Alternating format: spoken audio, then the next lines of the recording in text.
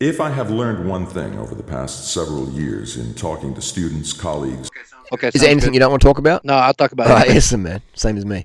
All right, so we're here with Dan, bodybuilder in Thailand. You might know Dan from YouTube. I've been watching him on and off for a few years. What I like about you, Dan, is you're just transparent.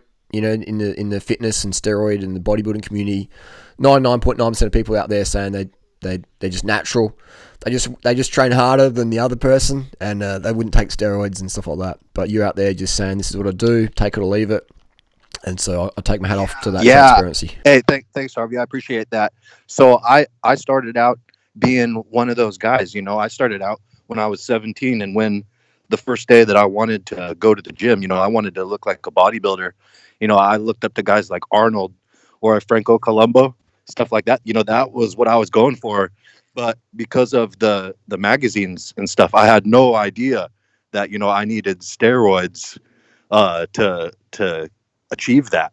So for a long time, I really wanted to be natural, and I was like, I would felt some pride in being natural, and it was until brought my head up out of the sand and realized, what was necessary, what I had to do in order to, make the reality that I wanted happen.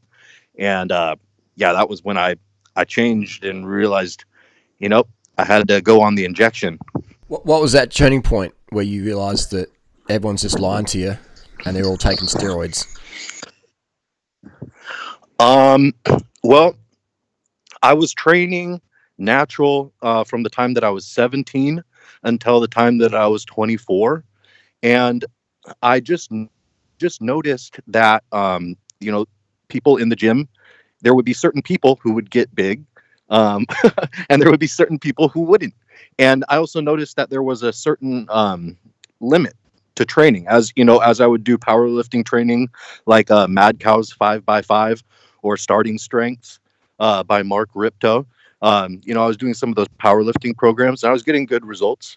But it was it was when I started to realize there was a hard limit, and it wasn't just me; it was the other guys around me who I actually knew for a fact were natural, because they were my best friends.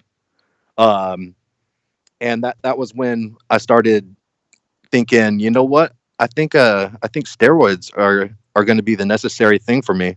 Yeah, so let's backtrack a little bit in terms of your stats. So you're 17 to 24 natty, and by natty we mean no SARMs. Is that right? No, no, no. Pro hormones, no SARMs, no nothing. Like just protein powder and Yeah. And so creatine. when you started, how tall are you? 5'10"? I'm 5 foot Five nine, foot nine. Okay, so 177 yeah, centimeters. yeah. And so when you started at age 17, when that the day one, ground zero in the gym or at home, what did you weigh when you started? I About. weighed 145 So you like pounds. what and then so what are you now? So you started at 140. Yeah, yeah. Right now, I haven't been taking a lot of steroids for a few months now.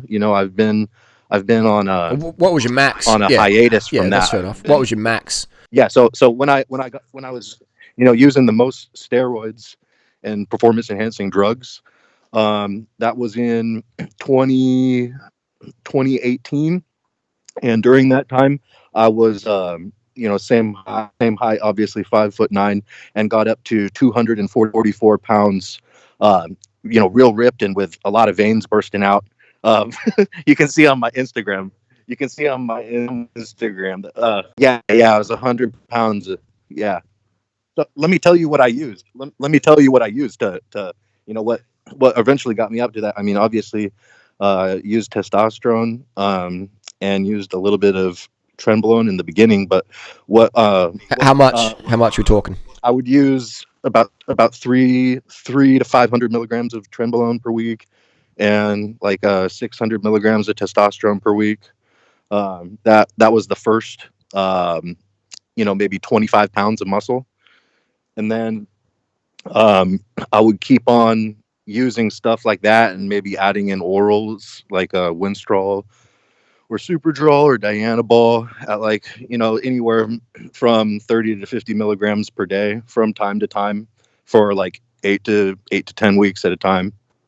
And then I when I really though made the jump to looking the way that I wanted to, like, a freaky bodybuilder, was when I started using higher dosages of testosterone and using pharmaceutical grade human growth hormone. And actually and I didn't use any trenbolone during that time either. So trenbolone's really strong, but like when I got up to the 5'9", 244 pounds of muscle, that was, I'll tell you the cycle I was running. It was 1,250 milligrams of testosterone per week with 1,000.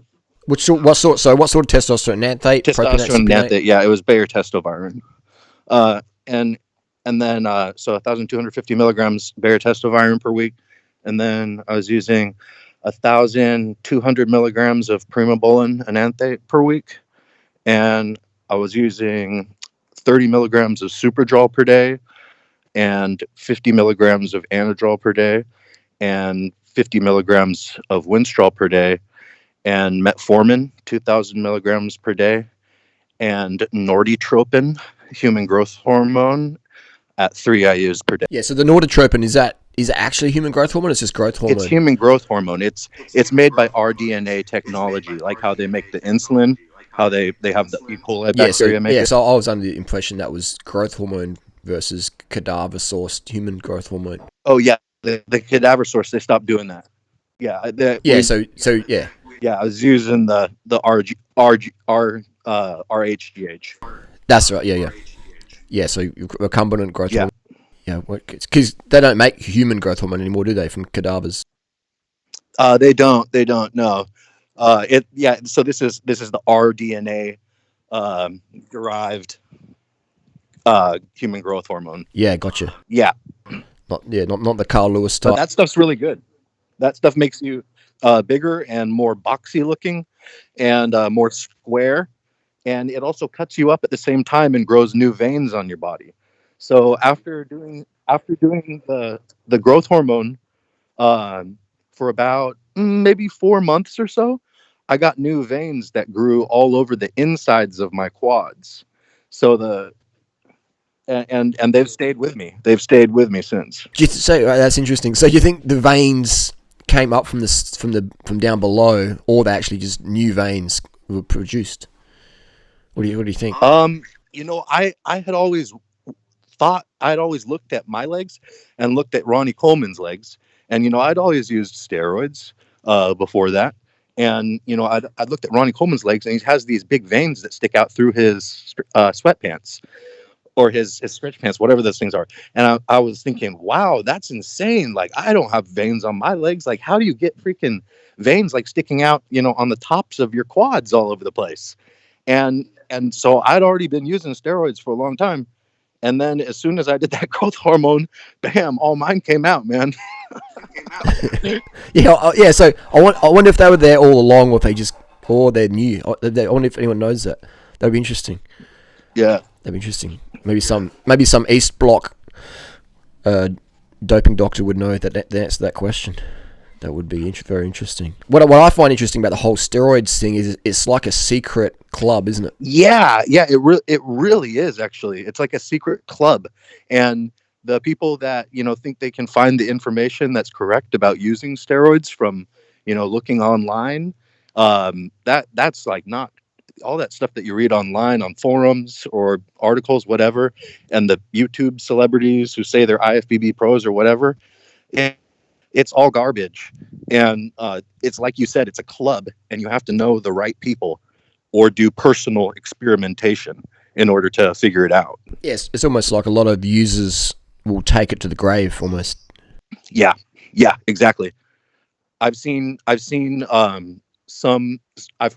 heard some people compare it to like the most secretive thing next to like being a pedophile is being somebody who is a steroid user. It's like the most secretive thing. Yeah, I've got a gay mate, and he says, his family reacted more negatively to him being open about steroid usage than being gay. Yeah, what people don't know though is that the steroids, they're not some kind of diabolical hormone. They are, the one that works really good is actually testosterone, which is the same one that everybody makes in their own testicles. Okay, it's just manufactured and put in a vial, and then you inject. Yeah. Yeah. Where did this steroid stigma come from? Was it Rocky IV, the Russians and stuff like that, or what was it? That was definitely part of it. But I really think that it had to do with the Cold War, and the Russians being the bad people, like you said, that are doping and stuff like that. I think that had to do with it. But I also think that there was a general move in society, because steroids, our government leaders and everybody, they don't want you to be, thinking way outside the box and be doing a lot of stuff that is um, proactive. And also masculinity is under attack too. And so when you're promoting masculine behavior, because testosterone does do that, and making big strong dudes, that's not really something that the government wants. And steroids have only existed for 70 years now. That's interesting because, yeah, I guess it gives Hollywood a less power, because you have the Hollywood actors and actresses using steroids and lying about it, and then people think, oh wow, that person's, they just train hard or whatever. It creates this fairy tale dream world. Yeah. I guess it's like WWE wrestling. When people found out it was fake, they still kept watching anyway, mostly. Yeah, it is kind of like that. Okay, so yeah, there definitely is, like talking about the psyche of a bodybuilder and why he, wouldn't want someone to know he takes steroids, is because a lot of bodybuilders are using like a muscle suit to, like, kind of portray a character. And, like there's a character that goes along with having the big muscles. And, if they're just talking with normal people in real life, or, they're at school or something like that, they're at college, something like that, it's like, oh, well, everybody's going to think they're this cool guy who's, he's the crazy workout guy, and he's like the movie stars, and they want to project that image to people. And so if you then, disgrace him by learning he's on steroids, then, I mean, that ruins everything for him. And I think a lot of bodybuilders and even women who do Botox or cosmetic surgery, people just who want to enhance their image for own personal reasons, fair enough. There is underlying that a level of potential insecurity. So I find that where you're really different is you're like, this is what I do, I don't care, love me or hate me, whatever.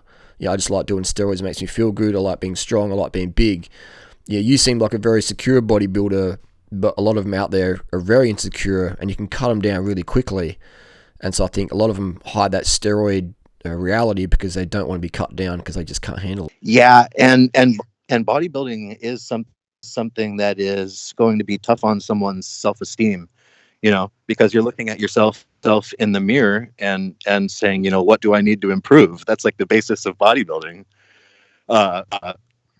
And also, you want to project that image, because, one of the things that made me actually want to take steroids too was that, I felt like for those 7 years that I was training natural, I felt like, man, I'm putting a lot of effort into my diet and my training, and I'm not getting enough results from this in order to justify putting the time that I'm doing into this. So it was almost like to say to someone like, oh, I'm a bodybuilder, it almost would seem stupid, because I had been investing so much time in trying to become a bodybuilder, but not getting enough results. So it would be like, oh, you're wasting your time. Someone would think that. Yeah, I hear you. And I think for people out there who want to stay natty, then as long as you enjoy doing weights and stuff, then that's just keep doing it. But that was never my goal from the moment I stepped in the gym. I went there because I wanted to get big, and get. So that's where you got to understand what your goal is, and if that is your goal, then steroids are going to be part of that journey at some point. Yeah. So for all the guys out there that your goal is to have like big, muscular, ripped arms that are like really full, and and you have those round muscles, and you hold up your muscle, or you have those thick muscles where everybody, says, "Oh, like he's the muscle guy." That takes anabolic steroids, people. There's no way around it. That it's not natural. And so for the noobs listening, they might say, "Yeah, I don't want to look like Arnold Schwarzenegger. I want to look like Athlean X." Athlean X, Yeah. in your opinion, natty or not? Not natural. So steroids, they change the way your muscles look. They don't just have to do with the size, which is a common misconception. But Athlean X, he's a nice guy. Only bad guys do steroids. Yeah, That's what Rocky IV taught me. He's nice. He smiles in the videos. People who smile wouldn't use steroids. He's getting bigger as he gets older. That's just hard work and dedication. He's got a university degree. Yeah, he seems like a good guy. But, using steroids doesn't make you a bad person, but I think lying about it makes you a bit of a sociopath, especially if people are buying your product thinking they're going to look like you just because they train like you or take your protein supplements. I think that's sociopathic. Yeah. I think that's fraud, in my opinion. Me too. I was thinking about this the other day myself as well, because I was talking about this topic, and I think that if you rated those guys on a psychologist's scale, they would rate high, like on the sociopathy. Narcissistic and sociopath, in my opinion, Sociopath for sure. Trait quality. Yeah. They'd be those guys. Yeah, that would be. I would agree on that one. So I cut you off. You were saying what were you saying? Yeah. What? How many? So when you were from 17 to age 24, how much pounds of muscle did you put on your 5'9" frame, natty, being natural? Well, being able to deadlift 400 pounds or so. So up to about 190 pounds, but it would be with quite a bit of fat that would come with it, because I was gaining 45 pounds and it wasn't all muscle. And so when I would, get back to being a lean state, it would be about 165, 170 pounds. So something, like 20, 25 pounds of muscle. Yeah, like I gained muscle naturally. And if you look at pictures of me, like I was saying my Instagram earlier, bodybuilder in Thailand, it has pictures of me before and after steroids, so you can see, what my muscles looked like before. Yeah, that would be good. I'm not sure if you've done it yet. Maybe do like a 3-part photo of like, your 17-year-old weight, your 24-year-old weight, and then your 2018 weight. It just as like extreme examples. Yeah. That might. Have you done that before? Yeah.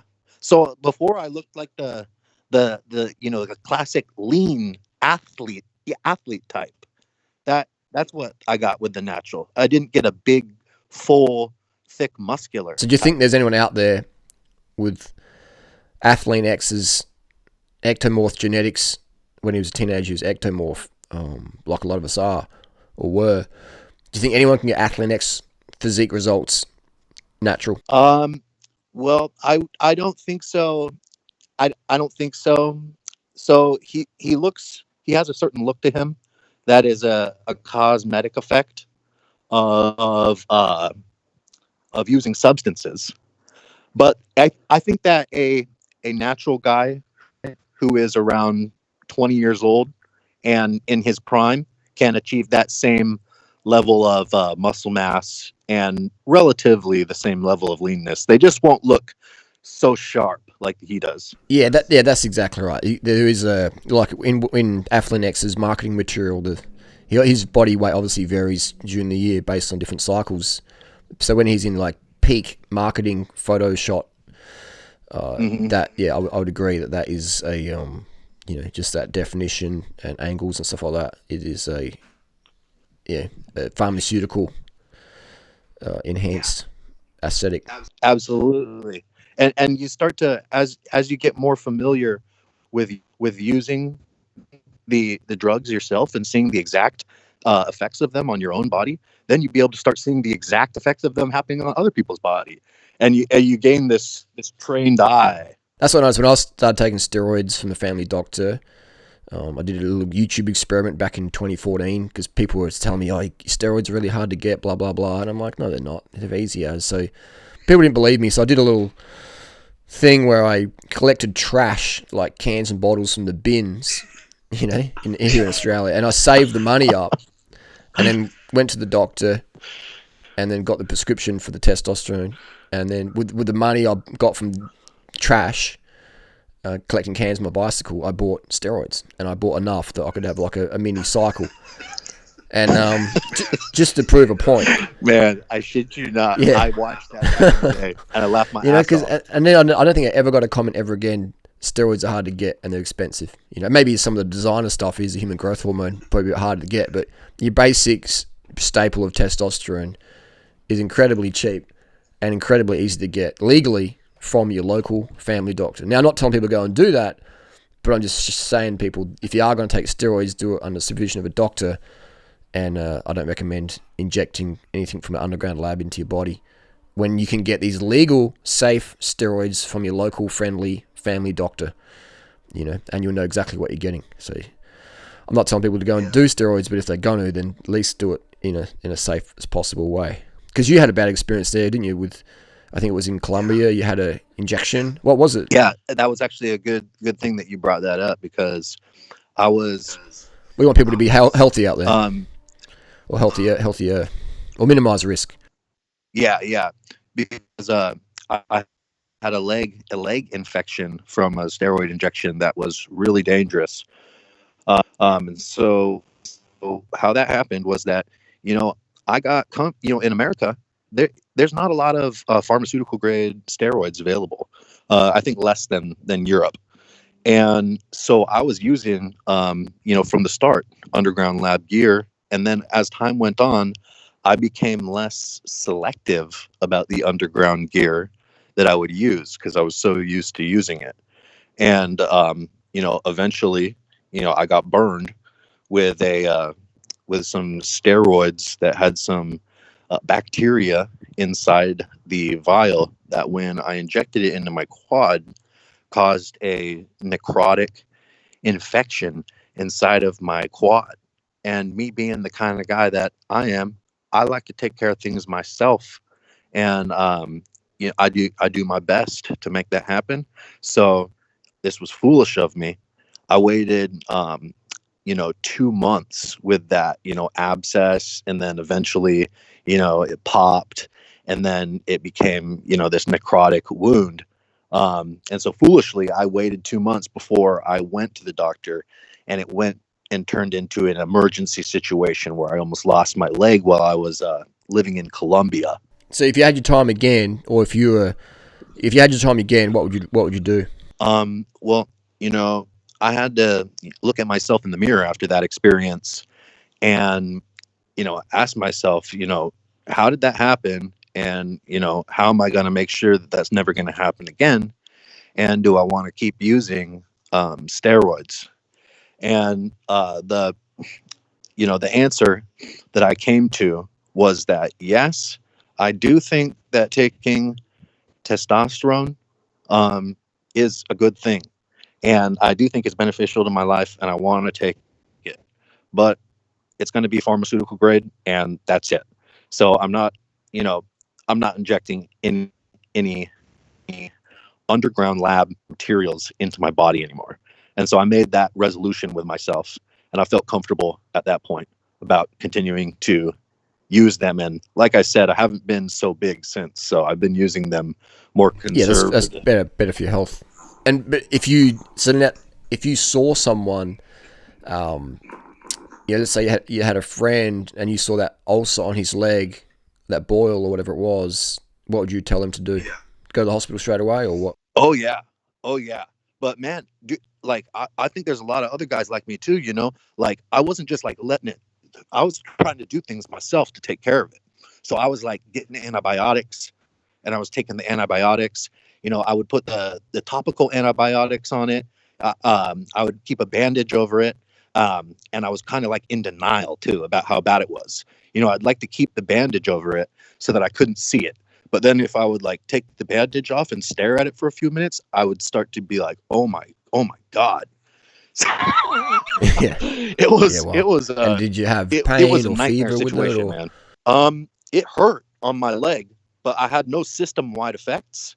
And the day before I went into the hospital with that thing, that hole on my leg, because it was a hole about the size of the top of a Pringles can, and and the I squatted, 3.5 plates, so I was squatting like 170 kilograms the day before I went into the hospital doing reps, deep below parallel squats with that. So it had no effect on my ability to use my leg at that time. And so that was why I was so shocked when I went into the hospital and the doctors were so worried and, saying, I thought they were just going to give me an antibiotic shot and send me out the door. So what happened? It got worse in hospital, or it was at such a bad stage where, it was that big hole about the size of a Pringles can. And so it was just the skin, though, right? It wasn't a hole in the muscle. It was just a hole in the skin, because there was it was called a necrotic fasciitis. It's like a flesh-eating bacteria that eats the skin. So it had become necrotic, though, and so there was like dying tissue in it, and it was spreading. And with something like that, the doctors don't know if you have like a sepsis too, like an infection of the blood.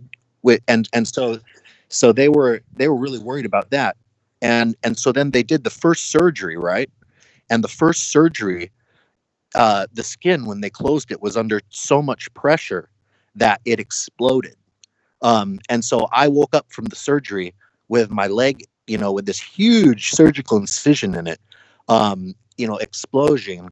exploding on my leg, and I'm losing like so much blood, man. Like coagulated blood keeps flopping out of my leg.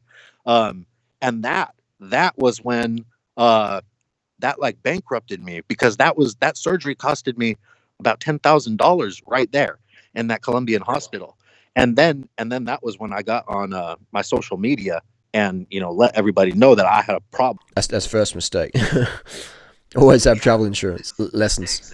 Yeah, a lot of lessons. Definitely a lot of mistakes, and I definitely had to take a long time, over a half a year, really contemplating what choices led to that happening. Yes. Yeah, it's interesting. And then, so do you think if your leg did the skin split because your legs were big, or just how it is? Oh, during the surgery? Well, the hole in the skin was so big that they had to, like I said, Pringles can size. So they were the stitching was so tight that it would just it just started pulling apart right as soon as I got out of the surgery, because it was bleeding inside, and the blood was increasing the pressure inside.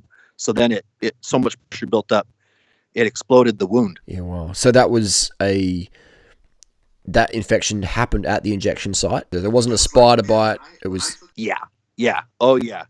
It was like, man, when I took that injection, oh my gosh, man, it was one of almost the most painful experiences I've ever had in my life. Like it felt when that steroid oil, when that steroid oil hit my muscle. No, usually when you do a steroid injection, you get like a kind of a full feeling. Yeah, maybe a bit of a sting, but as you're putting the oil in, there's not really any sting. It's kind of maybe a full or pressure feeling.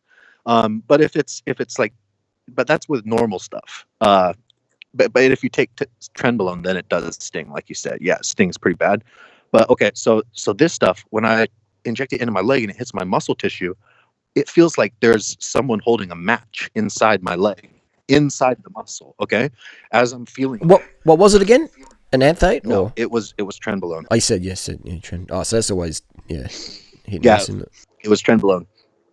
And so when I injected it into my leg, though, it was like no other injection I had ever felt before. And I'd taken 1,000 injections. So when it hit my leg, it was like seriously fire. And so I was basically had to like cover my mouth because I was definitely yelling. Like it was it was absurd. Okay, and so then after that, it leave these. Then the leg, it would like hurt, it hurt, and uh, then I started trying to take antibiotics and stuff, right, and trying to heal it from that point. So that was tren, underground source tren. Which Yes. now, for people that don't know what trenbolone acetate is, that, correct me if I'm wrong, that started off or is currently used as a cattle, beef, livestock hormone to beef up the cattle. Is that correct? And it's still used in production today, isn't it? For cattle, for veterinary reasons? Yeah. So actually, it's so good at preventing any muscle from leaving your body. It's by far the most powerful steroid. There's no. It's like if you put regular steroids on steroids, then they feel the way that Tren does. Steroids on steroids. Yeah, because it's not like the other steroids. It's like a different thing because it's so much more powerful. And so when a lot of people imagine like what steroids do, they're thinking of taking 100 milligrams of Tren per day. but that's not really, what normal steroids do. Because Tren, you would say, has the most side effects potentially in normal dosages. Yeah, yeah, with the side effects too. Like, it can make you really horny, or it can make you impotent, or it can make you like unable to like have an orgasm. And then in addition to that, it can make you have strange thoughts, like or enjoy things that you otherwise wouldn't, and be aggressive, and aggressiveness, like overly aggressiveness in social situations that is inappropriate is pretty typical. But those side effects are manageable, especially if you use certain ancillary drugs alongside the trend. And the trend doesn't force you to do any of those things. It just, puts a predisposition or kind of pushes you in that direction. Yeah, interesting. So it's like you were saying that's very interesting how some people get a different reaction. Like you were saying, some people get a high sex drive and some people get impotence. Do people get a high sex drive with impotence? Does that happen? No, because it does this effect where it can make your body's prolactin levels go up, and when that happens, it's a female hormone basically, but it exists in the male body, and it totally shuts off the male reproductive system, just grinds it to a total halt. So there's when I say impotent, I mean like castrated, basically, like chemically castrated. Yeah, basically. Okay, so does everyone get that effect, or just some? I'd say that most people do get it to some degree, especially with rising dosages, if they're not using cabergoline or pramipexole or bromocriptine, some kind of antiprolactin drug. That's a Parkinson's drug, isn't it? Yeah, for Parkinson's. Yeah. So if you're using that, then you can prevent, pretty much everybody can prevent any of those sexual side effects of Tren. But without it, probably 9 out of 10 guys are experiencing some negative sexual side effects to some degree. 9 out of 10. So it's a drug that has to have the ancillaries with it, or potential problems. Yeah, definitely. If you don't have the stuff to go along with it, you're going to have problems. And that's one of the main mistakes that people make with steroids anyways, and why they get bad permanent side effects, is because they start without having the ancillary drugs that they need to prevent side effects. And so then when they get side effects, then they go scrambling trying to get those things. Yeah, it is very, very interesting. It's basically a big chemistry class, isn't it? Yeah. I remember a few years ago, I won't mention his name, but a few years ago I was taken to Supreme Court in Australia by a very successful social media entrepreneur who had a training program, and someone asked me my opinion of this guy and his partner, and I just said, I don't think it's enough calories, and I also think the guy, I think he's on the juice. And so I got literally, we were in a Supreme Court case, and eventually it got what's the word? It just fizzled out. Nothing. Yeah, we went our way, they went their way, but eventually the guy, he got busted in his Lamborghini or his Ferrari. I think he's got both. He got caught with cabergoline in the dashboard apparently. Oh, he was on the trend. Oh, who knows? But so that was pretty interesting. But this guy, he's very successful. He's made, I think, close to $450 million on social media selling ebooks, and so he would probably be the kingpin of ebook sales. So I'd take my hat off to that. But it was interesting though that he did get busted in the Lambo or Ferrari. I mean, that's how much money he's made. I think he's got both. He's absolutely crushed it. But it was an interesting moment because I made the video just sharing my opinion as I do. I wasn't expecting a Supreme Court case over it, and I said to the guy, I said, mate, you could have just called me up or whatever. Like, we can talk about it. Like, we don't have to you don't have to spend money, waste money on lawyers. It's like let's just have a man-to-man conversation and chat about it. Like, whatever. What's your goal? What's my goal? Let's work something out. Don't get the legal eagles, the money vampires involved. But no, it was interesting. So it is an underground world out there of young guys and older guys just wanting to enhance physique, and they're using steroids, and because there's so much stigma about that, then people have to lie about it, and it's just, I think, can create a lot of health issues like you've had with your injection of underground stuff. Yeah. So actually, yeah, having that whole problem happen to me was one of the reasons why I decided to just completely come out and just start talking about everything that bodybuilders do. That's why I wrote my book, the Ultimate Guide to Roids, and then I started the Steroids podcast, is just because to just tell everything that bodybuilders are doing and put it out there, put the information out there, so that I felt like it's time for the world to have that. The kind of response that I get from people for using steroids, because I used to be kind of scared, to tell people that I use steroids. But the kind of response that I get for being open about my steroids use is really, it's either funny or I appreciate it. Sometimes if somebody is like, oh, what are you on steroids or something? And, I am. And so I'm like, yeah, I'm on a bunch of steroids. And so is your boyfriend, but he's lying to you about it. Yeah. But then there are other times when, for example, I was driving into this parking garage. All right. And I was in LA, and it was a Mexican guy. He was in the parking garage. He was the attendant. And I drive in, park my car, and after he gave me a ticket, and when I'm coming back out, walking out, because I was going to go to not Gold's Gym, but I was going to go to Muscle Beach Gym in Venice, and he goes, in his accent, he goes, hey man, what's the secret, man? How do you get so big? And I looked at him, and I said 3 things: diet, training, steroids. And he looked at me. He looked at me like he saw a ghost, man. And he goes, but they're expensive, right? And I go, yeah. And I go walk to my gym. They are expensive. Or they can be cheap as well. It depends on what you're using. Well, if you get into bodybuilding, it's an expense. You're right. It is. If you get into high dosages what's the most expensive, you think? The Norditropins and that? Yeah. If you want to be on like the dosage of, if you're on pharmaceutical grade growth hormone, you don't have to use much. So something like 4 or 5 IUs per day.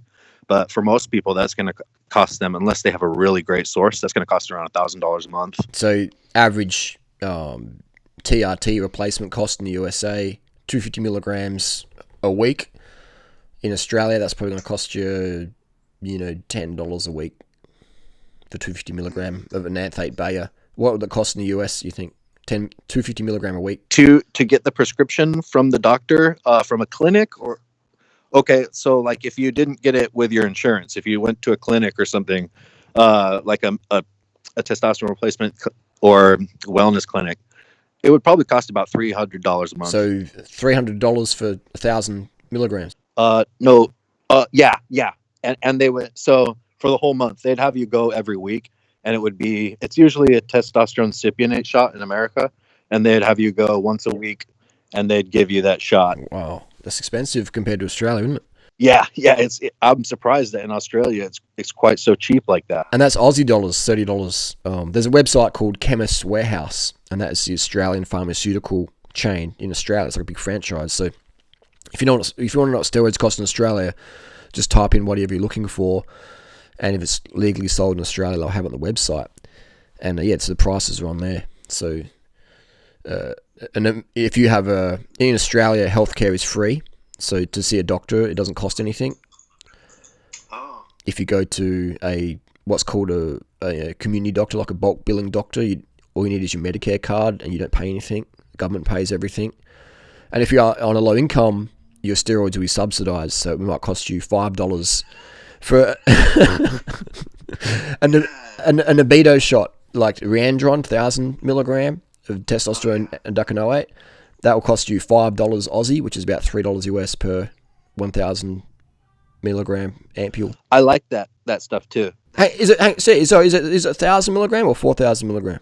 It's 1,000. It's 1,000. They give it to you once a month for the TRT. Yeah, so that'll cost you about $3 US in Australia if you're all living homeless on the street and you're homeless. That is wild. Yeah, because you'll get the welfare benefits and you'll get the healthcare card, so it'll cost you $3 US a shot. Picking up the cans. Well, no, at the time, no, because I was making YouTube money, but I was just doing like an extreme, extreme example, just showing if you're homeless, and you don't want to spend your welfare money on steroids, then you can collect cans. So I was paying a private script, so it was costing more. So a private script for Riandron is about $100, and if it's welfare, homeless style, it's $5 Aussie, which is about $70 US. Prescription private, or $3 US for government subsidized steroids. Wow. Those cans. So, yeah. You turn those cans into something much more valuable. But that's what I mean. You don't even need to do that. You just be dead homeless on the street, be a heroin addict. And in Australia, the government will pay you to be a heroin addict. Literally, if you're a heroin addict in Australia, you're medically excused from work, and they'll pay you, I think it's about $1,800 Aussie, which is probably about $1,300 US at the moment per month if you're a heroin addict in Australia. Oh. Or an alcoholic. So they're considering it like an occupation now, it sounds like. Or they deem you unfit for work. Because you can't show up to work because you have a drug problem. So they give you the big benefits. So yeah, same as if you're a blind person, or if you had schizophrenia or anything like that. So yeah, which I think welfare is great, but I don't think we should be enabling drug addicts who are also doing crime to support their habit. I think we should be giving them the President Duterte ultimatum. Yeah, for the drug addicts, I think that the mental health is a big issue. I think it's the same. These bodybuilders that have really low self-esteem. Yeah, like I think that's I think as well. Like you in Australia, possession of steroids is a heavy penalty. So if you're caught with heroin, that's the same penalty pretty much in most states as if you're caught with some testosterone that you don't have the prescription for. Which I don't think is really right. Yeah. I see a lot of and meth. You have a meth problem there in the US, yeah? I don't know, man. I've only been here because of the coronavirus thing. I've been here for about 2 weeks now. Yeah, Australia, we have a big problem with meth. Well, they have that problem in Thailand. They have shootouts on the highways sometimes with the police in Thailand with meth guys. I couldn't imagine it. Like Thailand, do you feel safe in Thailand? I feel safe in Thailand, especially in Isan. Isan's amazing, isn't it? It feels so safe there, and then stuff like that happens. You're like, what's going on? This meth stuff's crazy. I do like the police in Thailand, how they do crack down pretty hard on it in general. Yeah. There's not a big crime presence in Thailand or a big police presence. It's just enough to keep the peace. How did you compare? You were in Vietnam before you left Thailand, and how did you compare? Like you were sourcing anabolics in Vietnam as well, or no? Or they do sell them over the counter in Vietnam. They at the pharmacies around around the tourist area, they have some sustanon and some deca. So I've taken that while I've been in Vietnam. Vietnam, it's way more traditional than Thailand. Thailand is a much more everybody is an individual type of culture, and Vietnam is a more collectivist, traditional culture. I've noticed that about usually most socialist or communist countries that I've been to, and they seem to as far as the infrastructure, the roads, and the people are more conservative and traditional, and then it doesn't look like things are as updated as westernized nations. Yeah, interesting. And you felt safe over there? I would say that I feel safer in Thailand than Vietnam, but Vietnamese people are very nice, and I would say that for a guy that's like looking for, a lot of guys go to Thailand or Vietnam because they're looking, for girls or something like that, right? So if guys are looking for like a wife material, I would recommend Vietnam. Why is that? It's just a stereotype. Obviously, there's exceptions, but why would you recommend that Vietnam versus Thailand for the wife material? Because with Thailand, the culture is much more easy come, easy go, and I don't really feel like there's quite the sense of connection that you get with someone in a Western country. I don't really feel like that exists in Thailand.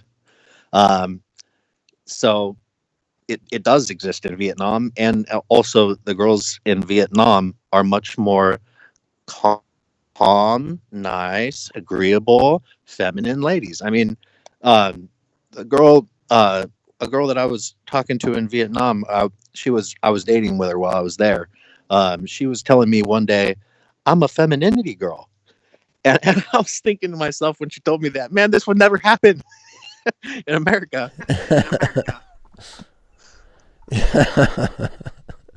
Did she have purple hair and a nose ring? No, she had long black straight hair.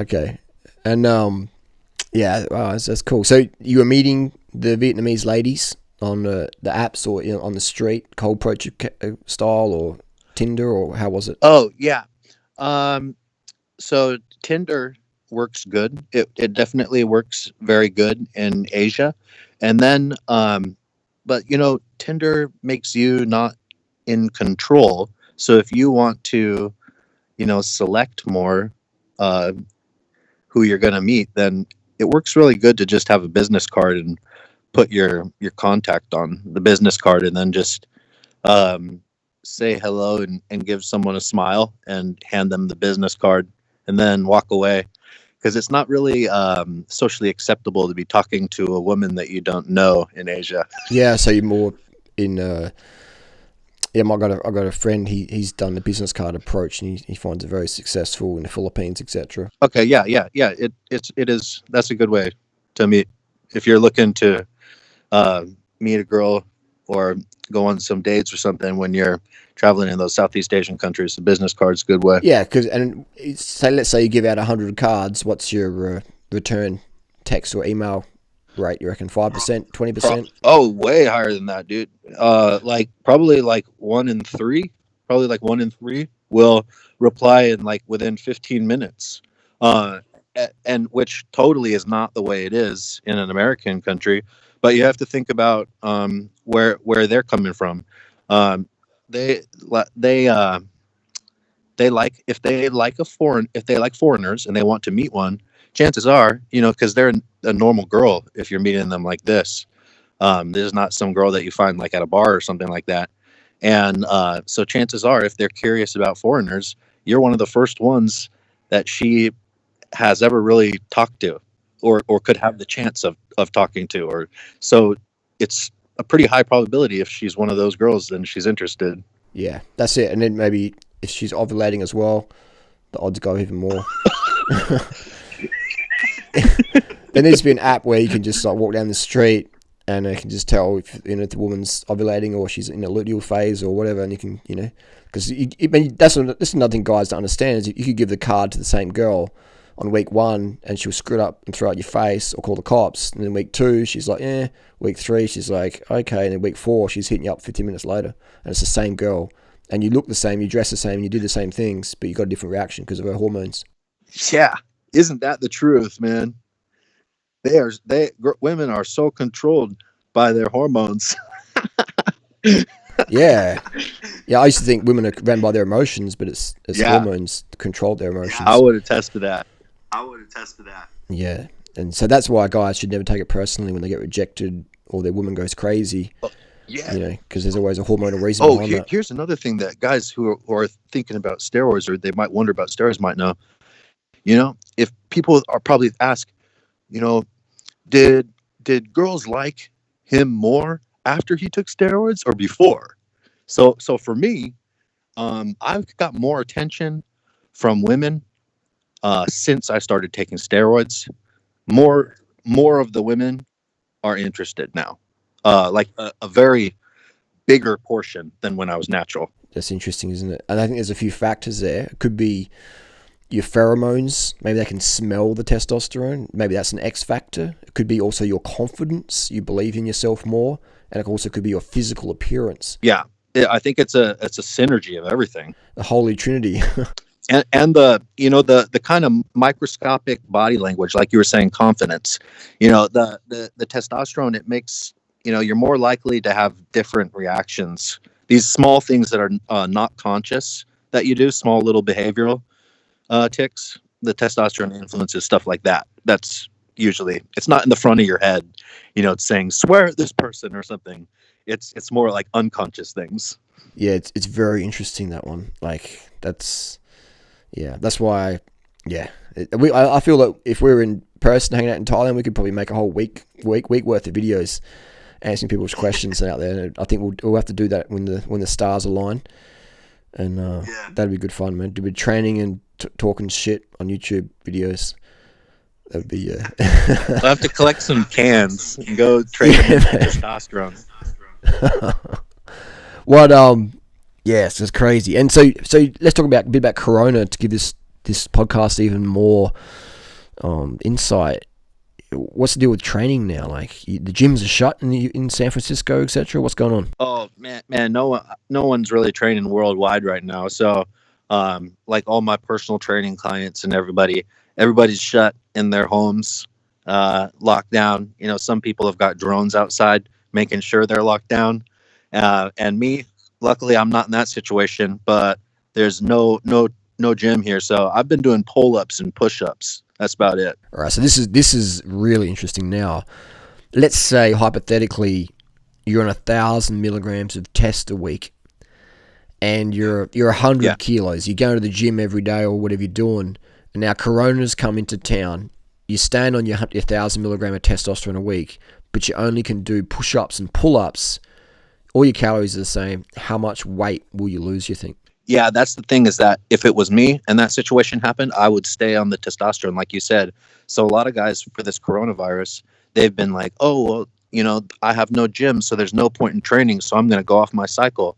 And so these guys are like sitting at their homes, no steroids and no gym, and they're just having like a Chernobyl nuclear meltdown of their physiques.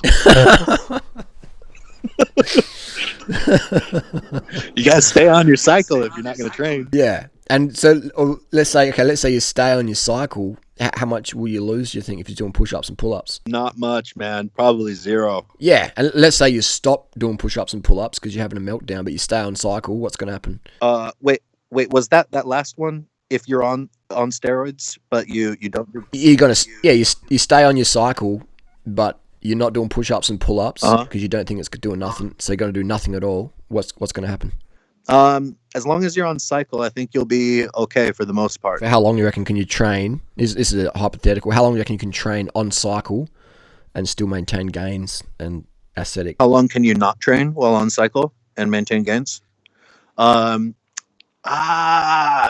that's a tough one. It definitely, having big, strong muscles, the body doesn't want to be that way. So unless you're doing everything to make them that way, they kind of start to go down. So maybe like 6 weeks or something like that if you're on some pretty good steroids. So steroids and Yeah. training. Yeah. So, man, if you go off steroids, people that talk about, I want to take steroids and go to my natural limit. Okay, well, when you go to your natural limit, you do understand that the I'm talking to those guys out there, that the natural limit is your absolute peak with the absolute peak diet and training and everything. So as soon as you stop having, the perfect diet and training and nutrition, then you go away from your natural limit or whatever again. You can't like take steroids and then just get to this new point Yeah, that's interesting. and maintain it. I mean, the first time I used testosterone steroids was 2014, and I've had a bench press since 1996, and I do a bit of bench press every week or two. Just no, nothing serious. Just I like the bone density. I like feeling doing bench. It feels good. And so I've been using this bench press for was it almost 18 years.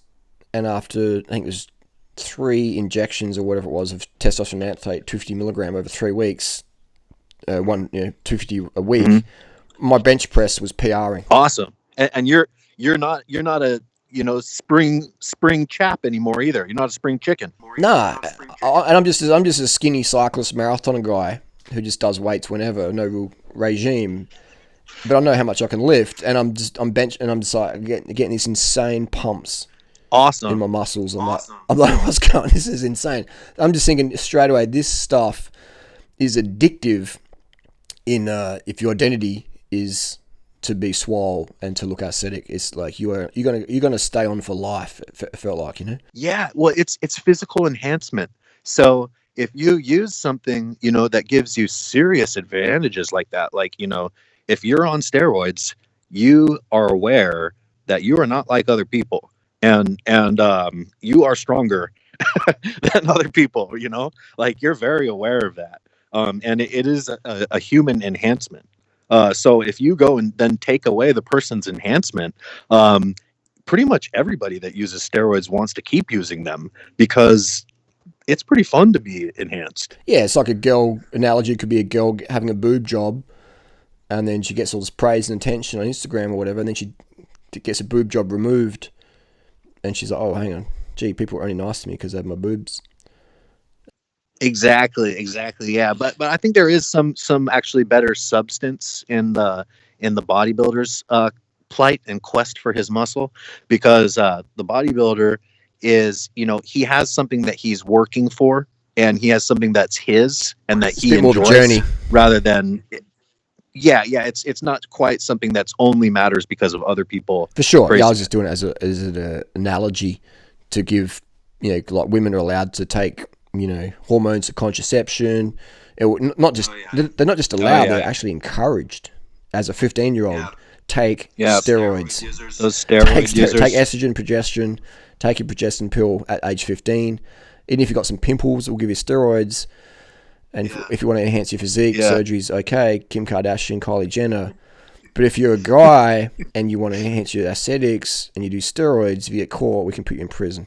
Or we're going to have to make you socially stigmatized if you ever talk about it. We'll give you your steroids from the doctor, but if you talk about it, we'll burn you. So, which is interesting because you're like the first person I'm aware of on social media who's making a career in the bodybuilding industry, and you're being like pretty much 100% honest with people, and you're making a career of your honesty. Yeah, that's what getting the leg infection made me decide I was going to do. That really, the leg infection in Colombia was the catalyst for that. And without social media, this probably wouldn't be possible to be honest and make a career. No way. When 99% of people out there are fake natties, you're the person out there saying, look, this is what I do, take it or leave it. And if you want to do this, here's a guidebook. Yeah, I think your ebook, the Steroids Guide, it is sensational. It's easy to read. It comes from a lot of personal experience, and I think educating people out there, that's the power, because when people are educated, they can make less mistakes, and it's just better for everybody. It's less hospital visits, it's understanding side effects, it's just mitigating risk. It's it's in just having more respect for your body and understanding. Yeah. Hopefully they can, go listen to the Steroids podcast instead of, listening to Matt Ogus. like I used to. Oh man, yeah. I mean, those guys, man. That is, yeah, it's crazy. You know, I think to lie to people like that. August's coach, man. Yeah, you hired his When I was coach, or natural. you hired him as a coach, or you hired his coach. His coach. Because when I was a natural, I was watching Matt August, and I was like, damn.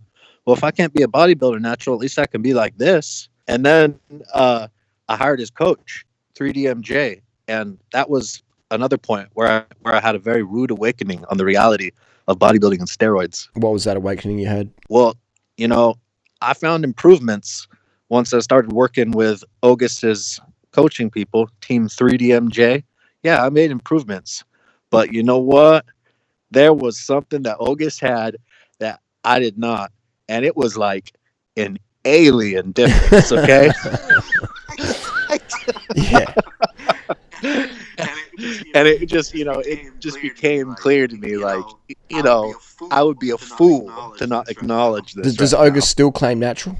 Really? Yeah. That's like a mental unfortunately. health thing, I reckon, man. Like if you're clearly using anabolics, Athlean X, etc., twin muscle workout, and you're claiming natty, I think to look in the mirror every day and just to be making money off noobs, gullible, insecure, well, not insecure, but potentially insecure teenage kids who think, I'm going to get the prom girl, I'm going to buy August or Athlean X program, I'm going to get swole, I'm going to do it hard work and Bruce Lee Zen mindset. You know, I'm going to have my creatine, my BCAAs from athleanx.com, and they get there 12 months in, and then the prom queen's just like, who the fuck are you, you know? Like, and they're just like dejected. That's really predatory. You know, it is. I mean, obviously, there's a lot worse things out there in the world, but I just think you're preying on someone's vulnerability to seek an aesthetic edge or whatever. It'd be like me selling some teeth whitening product or whatever, and not disclosing that I've got crowns on some of my front teeth. You know, like. That's what it's like. Like me selling some toothpaste or something like that. You know, like get teeth, Hollywood perfect teeth. You know. Actually, I saw a dentist. You know. Or like a woman with breast implants or something, advertising something that's going to make your tits look bigger. Insane. It's insane. I've known girls who have lied about boob jobs to their. I got a girl I know called Hannah. I had a fling with her a few years ago in Chiang Mai, and her boyfriend. She's got a boob job, which is no worries, but her boyfriend still thinks she's natural.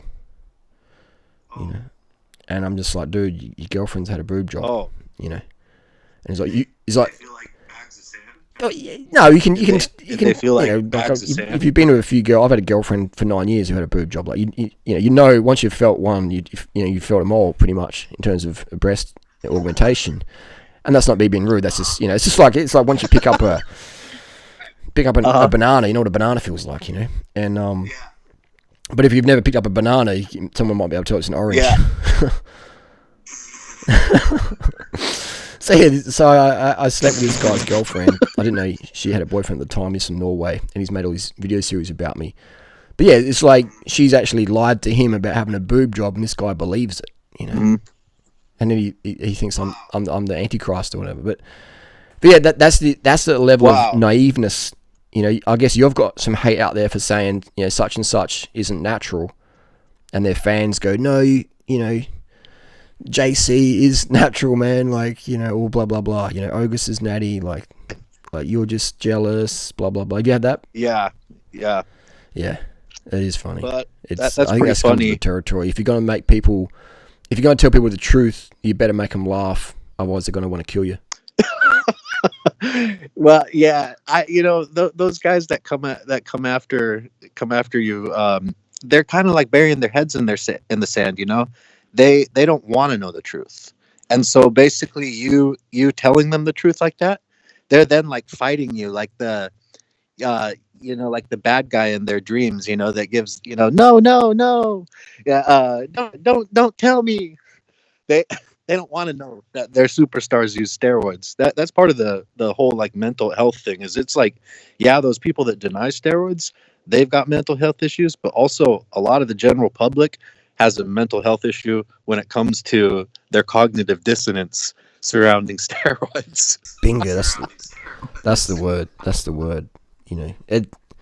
Yeah, but I'd rather live life just being transparent and having haters and just being myself than living a lie, you know, to just go along with the social quo status.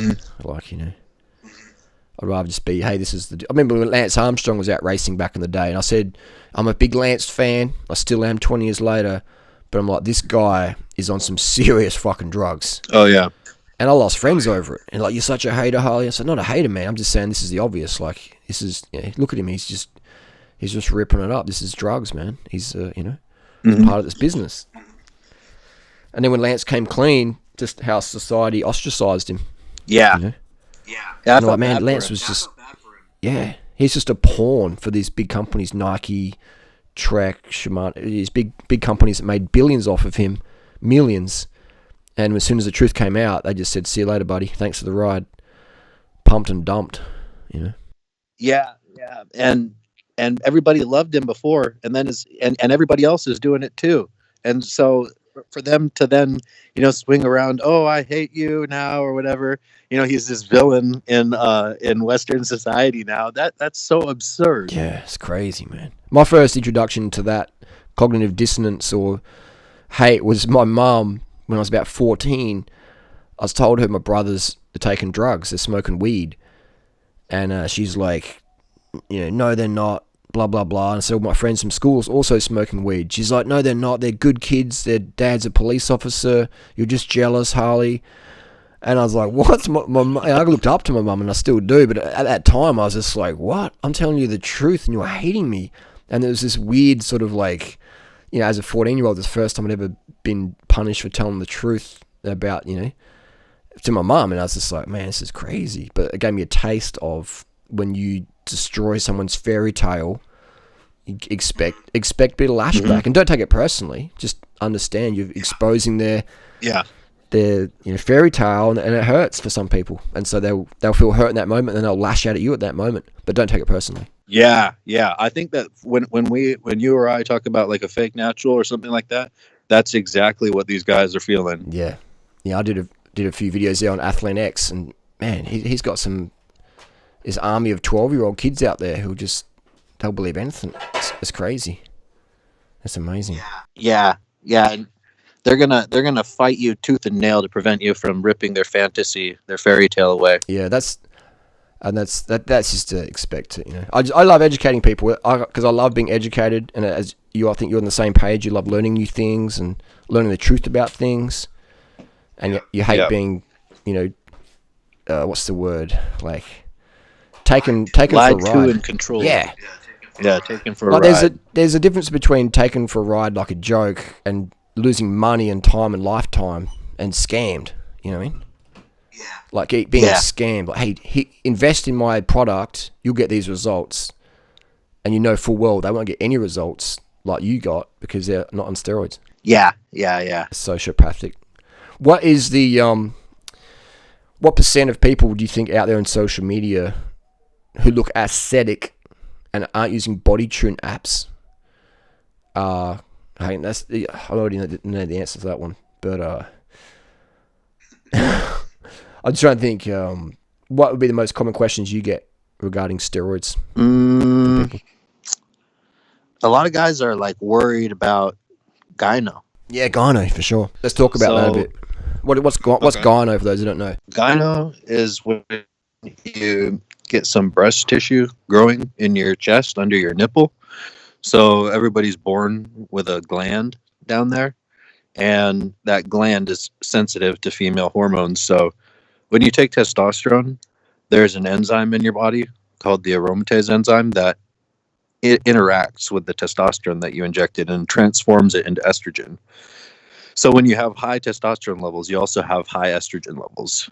And so when that high estrogen levels gets to your nipple tissue and binds with the receptors there, it causes the breasts to start forming as they would for a woman in puberty, because you still have the machinery there.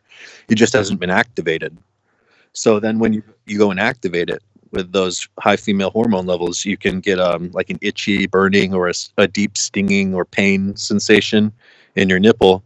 And some people can grow like almost like a golf ball size kind of thing back there behind their nipple. But how you prevent that is by using an anti-estrogen tablet along with your testosterone injections. So if you start your steroid cycle with Arimidex or Letrozole or Exemestane on hand, and you use that when you get estrogen side effects, you won't get any gyno. Yeah, so you talk about this more in depth in your ebook, don't you? Yeah, exactly how to do it. What's your website for that? It's on bodybuilderinthailand.com. You can find the ebook. It's the first article there. That's a good one because it's aesthetic. It's not a dangerous thing. It's just cosmetic. And so, how much? People might say, well, how much testosterone can you use before that gyno risk is going to go up? It's going to be different for different people, isn't it? Yeah, it is a lot different for different people, but like everybody is going to get it as the most part, even if you're only using like 500 milligrams per week. Yeah. What about, say... It might not happen for like 3 to 6 months, but you probably at some point will get some kind of like a nipple stuff going on if you don't use any anti-estrogen. Yeah, so I've been listening to a few of your podcasts, most of them actually, and I find them very interesting. I listen to them on my bike rides. What if someone's using, say, like 100 milligram or 250 milligram a week of tests? 100 milligram, you're right. They probably wouldn't need any anti-estrogen at all. But 200 milligrams, they probably wouldn't need any for probably four weeks or 6 weeks. And then they'd, might need to take one tablet every 2 weeks or so, something like that. Yeah. Like what tablet of what and what milligram? Exemestane. So the brand name for that's Aromacin, 25 milligram tablet. Yeah. And that's a black market. People get that from black market, or is that from the doctors? Or they have it black market. Arimidex is more popular, but less healthy anti-estrogen. That's probably the most common one in the black market. And then from the doctor, if you get it for, a lot of doctors prescribe it for TRT, and it can come from the doctor, made by Pfizer, whatever. Yeah. And have you used black market or underground and pharmaceutical before, or have you always just done UGL? Oh yeah. So I mean, when I first started using in the USA, there's not a lot of pharmaceutical grade steroids. So everything I was using was not pharmaceutical grade when I started.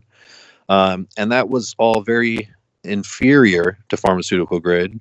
And when I started getting access to pharmaceutical grade Exemestane and HCG, Nolvadex, stuff like that, it made me feel a lot more confident, because now, I had supreme confidence in the medications that I had to prevent side effects with. So that prevented, it gave me some relief. Sure, like a placebo effect relief. Yeah. And what about someone, there's a train of thought out there, people saying you should test your estradiol levels first before you take aromatase, or what do you think about that? Oh, well, they're up and down so much. They're not so stable. Like, people think that the hormone levels are stable, and it's the same with your natural hormone levels. They're up and down all the time. But with the steroid injections, even the long esters, every 3 days or so, they go down pretty significantly. So it's better if you just use them only when you need them. So basically, you will know when your estrogen gets high. You'll once you become a experienced steroid user, there are symptoms that you can get, such as something like indentations in your legs when you take off your socks, deep indentations, or you sleep on your stomach, or you lay down on your stomach for a little bit, and when you get up, there's marks all over your skin.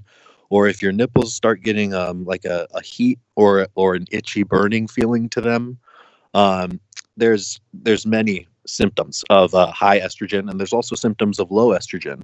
And this is one of the things that there's no way that you can gain the knowledge of what those are without experience. So I would say that somebody that is very experienced would be the only way to really troubleshoot something like that until you gain 100% the experience yourself. And that's why you do a coaching thing, don't you?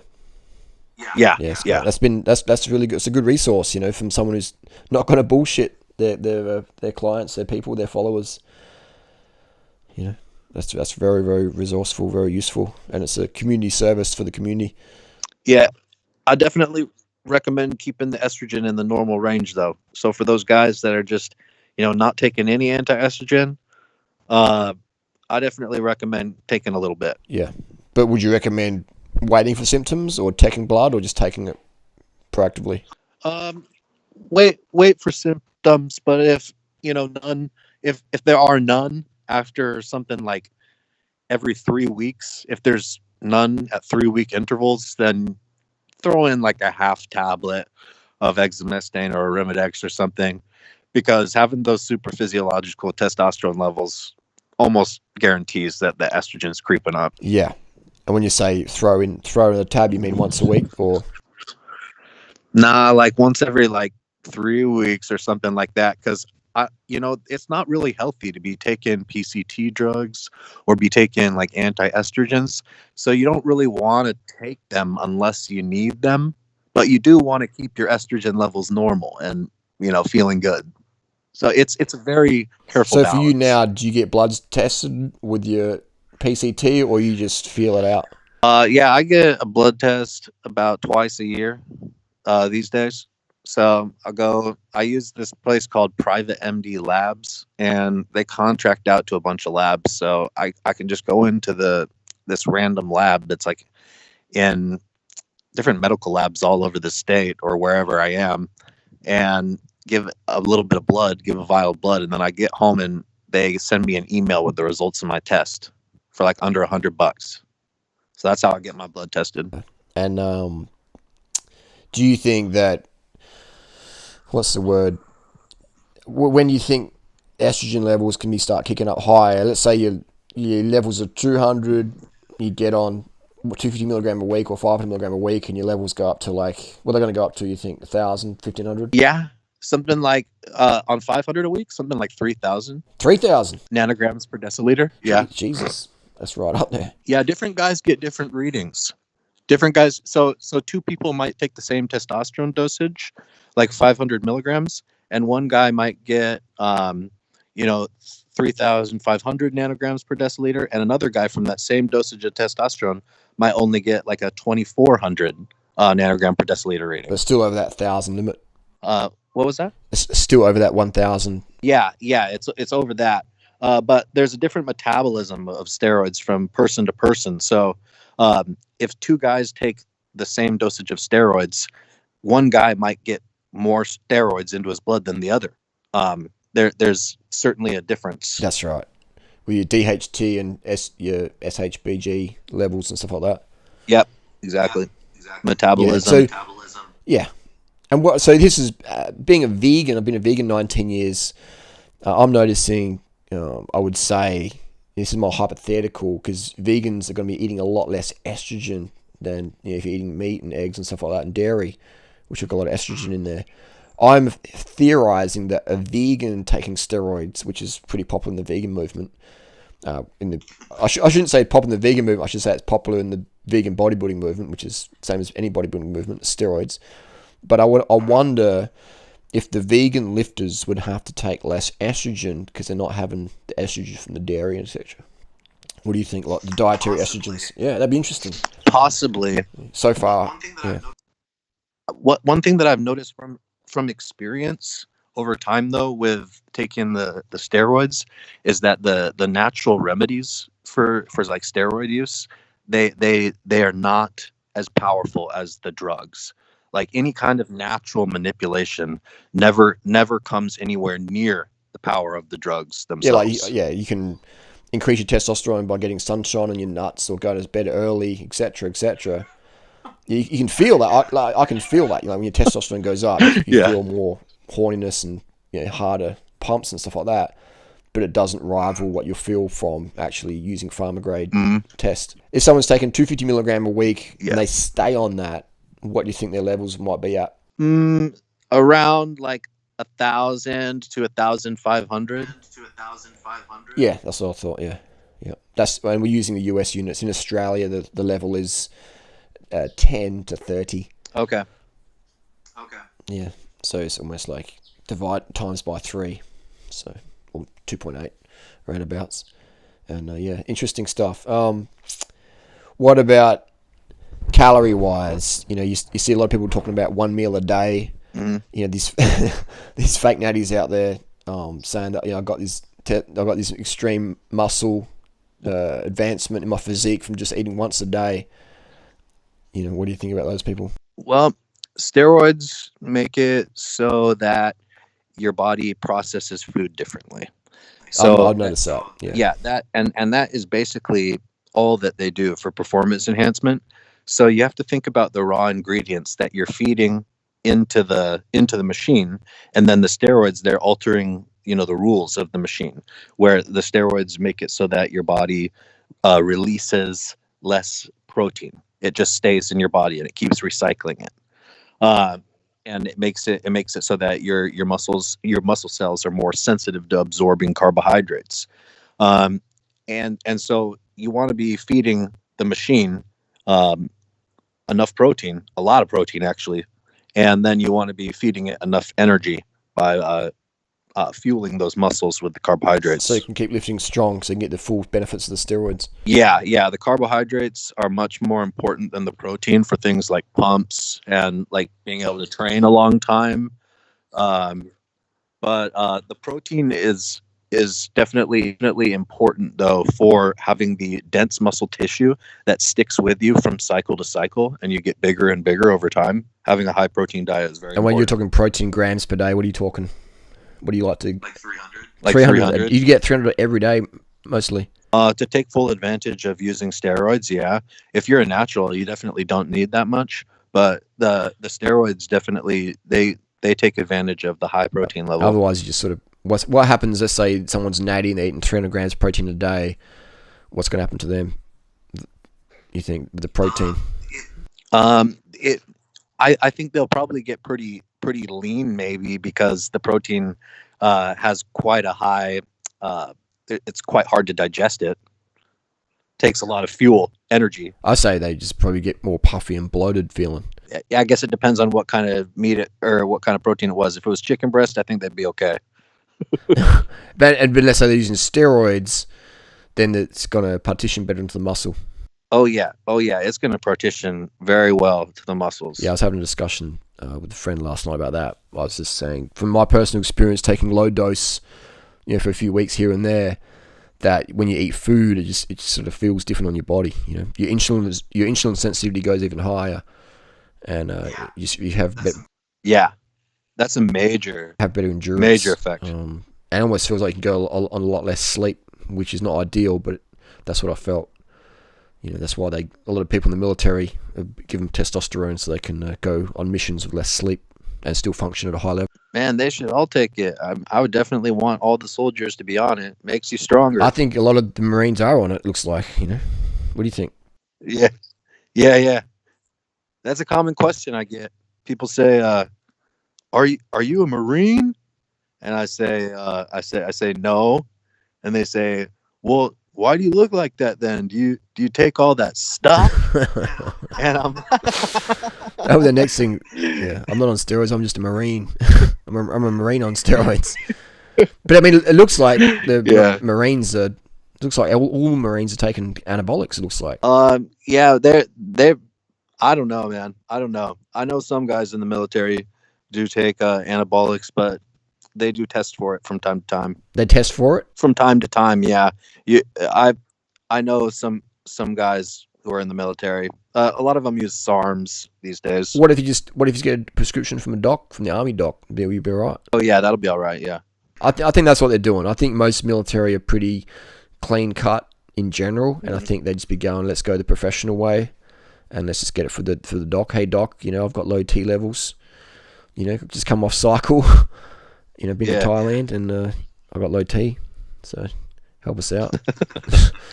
It's crazy, man. What's going on out there? It's I think we'll have to do more of these videos. I think people are going to be interested. We could probably talk all night about stories of Thailand and all sorts of stuff. I think education is power, and more important is honest education. Not bullshitting people. Just tell them the absolute truth, and then they can just deal with it from there.